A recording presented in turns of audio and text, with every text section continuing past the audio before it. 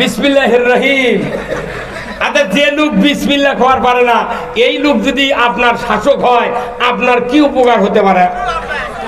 তাহলে আপনি চিন্তা করেন না, ওগুলা লোক কোটি বসে থিয়ে আপনি জুম্মা যা করছেন, রব্বানা আতিনা ফিদ দুনিয়া হাসানা, আল্লাহ ফেরেশতা কয় ওর লাখের পুরো কিল মারে। কথা বল। ওমর ফারুক করছে কি, ওই একটা মোমবাতি জ্বালে ওগুলো হিসাব করছে, এর মধ্যে গেটও দেশে ডাকতেছে, ওমর ভাই আসেন, ওমর ভাই আসেন রাত্রে। তখন আসি, আলহামদুলিল্লাহ, কে? আমি আপনার ফুফাতো ভাই কিংবা একটা রিলেটিভের কথা বলছি। তখন তার গেট খুলে দিয়েছে, রনি ভাই খুলে দিয়ে, তখন উমর ফারুক ওনাদেরকে ভেতরে এনেছে, নিয়ে এসে ওই যে টেবিলে মোমবাতি আছিল ওই মোমবাতি ফুঁ দিয়ে ঘুরে ফেলে দিয়েছে একবারে। তোর ভাই এই অন্ধকার যায়, ওই থামেন। উনি ভেতরে যায় আর একটা নতুন মোমবাতি এনে ওই জায়গাতে আবার জল আছে। ওনারা বলছেন ভাই একটা তো জ্বালানি আছিল, কথা বলে বারে একটা কি করা ছিল, জ্বালানি আছে তো ওটা ঘুরে আবার এটা জ্বলে লাভ কি? তখন উনি বলছেন এটা হলো রাষ্ট্রের টাকার কেনা। কিসের টাকা? এটা রাষ্ট্রের টাকার কেনা। এটা দিয়ে আপনাকে সাথে গল্প করার টাইম যদি দিই, কিয়ামতের দিন জবাবদাহি করতে হবে। আর যে মুম্বাইতে এসে ধরাছি ওটা আমার টাকার কেনা। তাহলে 1 নম্বর মুত্তাকি আবু বকর, 2 নম্বর মুত্তাকি উমর ফারুক। ওই সময় বেদাতের গন্ধ ছিল না, হারাম ছিল না, শিরক ছিল না, পুরো পৃথিবীর অর্ধেকটা উমর ফারুক দিন শাসন করেছে। তাহলে ওদের যে মুত্তাকি ওই সময় পৃথিবীতে আর কেউ আছে? তাহলে এখন এই মুত্তাকির চেয়ারগুলা আপনারা কোন জায়গায় দিয়েছেন? কুল্লু জবরদখল ভিলেন নায়ক নায়িকা ওই চেয়ারের দেশে যে নেতা কয় বিসমিল্লাহির রহিম। কি ভাই কথা বলে রে, কথা বলে কি কয় বিসমিল্লাহির রহিম। আচ্ছা, যে লোক বিসমিল্লাহ খাওয়ার পারে না, এই লোক যদি আপনার শাসক হয়, আপনার কি উপকার হতে পারে? তাহলে আপনি চিন্তা করেন না, ওগুলা লোক কোটি বসে থিয়ে আপনি জুম্মা যা করছেন, রব্বানা আতিনা ফিদ দুনিয়া হাসানা, আল্লাহ ফেরেশতা কয় ওর লাখের পুরো কিল মারে। কথা বল। আমরা মুত্তাকি সরে দিয়া যে লোকগুলো কই সিয়ারত বসাচ্ছি, যার কারণে আজকে জাতির দুর্ভাগ্য। আমরা এখন মুত্তাকি, ওই সময় সাহাবেরা মুত্তাকি খুঁজেছে রাষ্ট্রে সিয়ারে যায়, আর এখন মুত্তাকি খোঁজে খানকাত যায়। ভোটের দাঁড়ালে খানকাত যা দোয়ালে, দিল্লির পিসা মরছে নন্দীগ্রাম, ওই খানকাত যা গোর পারে হুজুর মরামেটে হুজুর দোয়া করবেন, হুজুর তোর মাথা ঠিক আছে। ওই চেয়ার হলো মুত্তাকির আসল জায়গা। কি রনি ভাই, এই কথাগুলো ইমামকে জুম্মাত কওয়া লাগবে, ওই তো পড়ে না। ওইটা 22 বছর আগে পড়িছে, ওটাই খালি এই জুম্মাতে একদিন একটা, ওটা একটা ডিম ভাজিচ্ছে খালি। মিয়া কোমটা পড়াই বক্তৃতা হবে না। সমাজের মানুষও জান্নাতের দেওয়া মনে করেন না অত ঠিক। এই রনি ভাইও একটা নেতা বানান, এই লোকটা যদি উমারের মতো চরিত্রবান বানাতে পারেন, একটা উপজেলার একটা উমার বানাবেন, একটা সিটত একটা উমার বানাবেন, একটা ইউনিয়নত একটা উমার বানাবেন, একটা ওয়ার্ডত একটা উমার বানাবেন। ওই রকম মুত্তাকি যতক্ষণ পর্যন্ত ওই চেয়ারগুলিতে মুত্তাকি না বসানো হবে, ততদিন নামাজ রোজা হজ যাকাত করলেও আমাদের শান্তি হবে না।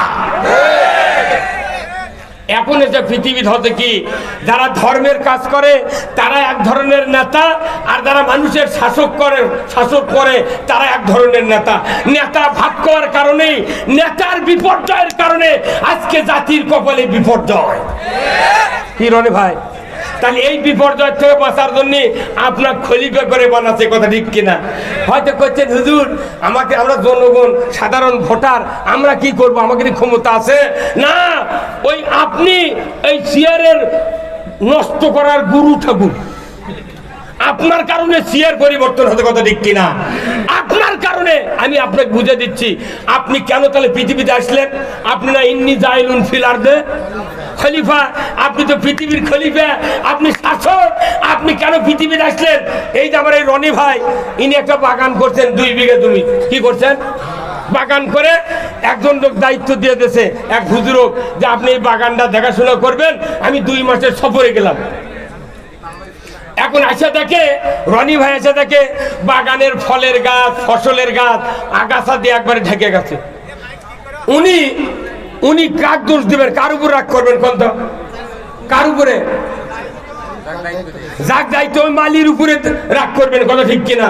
না আগাছার উপরে? এখন মালিক যে দায়িত্ব দিয়ে গেছে, মালিক করছে কি, কেরে আগাছাও আল্লাহর সৃষ্টি, ফসল আল্লাহর সৃষ্টি, আমি কা দাউলি দিয়ে মানে অক্ষতি কর্ম। ওই প্রেম লাগাছে ওই আগাছার সাথে। এই কতবার প্রেম লাগাছে কার সাথে? আগাছার সাথে। তো ওই প্রেমের সাথে আমরাও জড়িত হয়ে গেছি। সুদ হলো আগাছা, চুরি আগাছা, জানা আগাছা, ঘুষ আগাছা, দুর্নীতি আগাছা, বেপরদা আগাছা, অন্যায় অপকর্ম সব আগাছা। আমরা এখন আসল জায়গা বাদ দিয়ে আগাছার সাথে মিল দিছি। কতক্ষণ? তাহলে এই মালি হলো ফসলের জম, আমরাও বাংলাদেশে ইমানদার দ্বারা তারা জুম হয়ে গেছি। এই বাংলাদেশে কোরআনের আইন চালু হোক, আপনারা কি চান? কারা কারা চান? 2 হাত তুলে দেখান, 2 হাত তোলেন।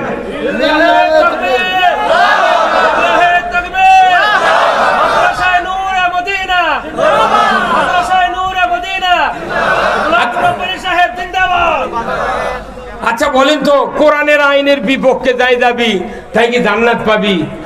আইন মানার দায়িত্ব আমাকে, আর আইন দিয়েছেন কে? আল্লাহর আইন মানবেন, আপনি জান্নাতে যাবেন। কেন জান্নাতে যাবেন?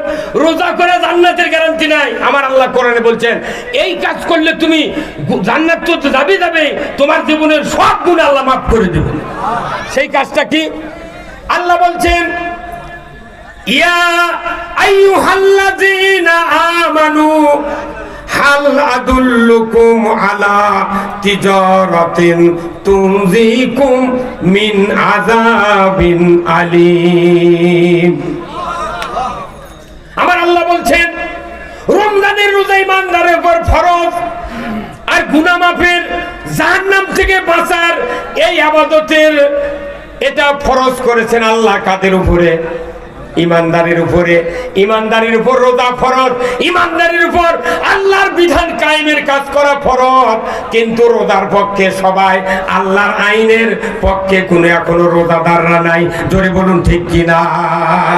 আজকে বাংলাদেশে যদি যত রোজাদার আছে, 5 বছর যদি আল্লাহর আইনের পক্ষে যদি কাজ করতে পারতাম, আমার দেশে 5 বছরের পর আবার জানুয়ারির 10 তারিখে যে ভোট হবে, ওই ভোটের দ্বারা বাংলাদেশে ইসলাম বিজয় হতে বাধ্য। কি ভাই, কথা ঠিক কিনা? 5 বছর কাজ করলে 5 বছর আল্লাহর আইন পাবেন। আপনি তো আল্লাহর আইনের পক্ষে নয়, আপনি খুরমা, বুট, পেঁয়াজি, বেগুনির পক্ষে, আসল মোত্তাকির পক্ষে নয়। কথা বলে কোথায় মুসলমান? আপনাকে দায়িত্ব দেওয়া হয়েছে এই বাগান সাফ করতে হবে, কথা ঠিক কিনা? কিন্তু বাগান সাফ হচ্ছে অহরহ জানা। ঢাকা মিরপুরে এই রমজানের কয়েকদিন আগে ঢাকা মিরপুর একটা হোটেলে অবাধে জানা ব্যবসা চলছে, দেহ ব্যবসা। এই কতক্ষণ দেখেননি ফেসবুকে? দৌলিয়াতে ঘাটত কি হচ্ছে ফেসবুকে দেখা যাচ্ছে, বাড়ি বাড়ি জানা হচ্ছে। আগে ছিল দৈহিক জানা, অঙ্গের জানা, চোখের জানা, এখন আঙ্গুলের জানা। সারা রাত খালি ঠেলা ঠেলি। আপনার জানলা বন্ধ, বাড়ির গেট বন্ধ, ঘরের দরজা বন্ধ, খালি লেখা মেসেজ লেখা পাঠাতেছেন, চলে গেছে এরুলিয়ে। ওটি আবার আপা লেখা ছেড়ে দিছে, চলে যাচ্ছে ফাপড়। গেল গোবিন্দা। আর ওই বুড়া বাপ সকালবেলা ফজরত যা করছে, ইমাম করছে, চাচা তোমার ছেলে পেলে নাই কো আছে, জুম্মাত কোথাও ঘুম পাড়িচ্ছে। এই বুড়া, ওই ঘুম পাড়ার মরদ, ওই বালতির সাথে মোবাইল, টাচ মোবাইল খারাপ করেছে, সারা রাত লোক জ্বালাজালি করছে। এখন তো কথা কওয়া লাগে না, ওই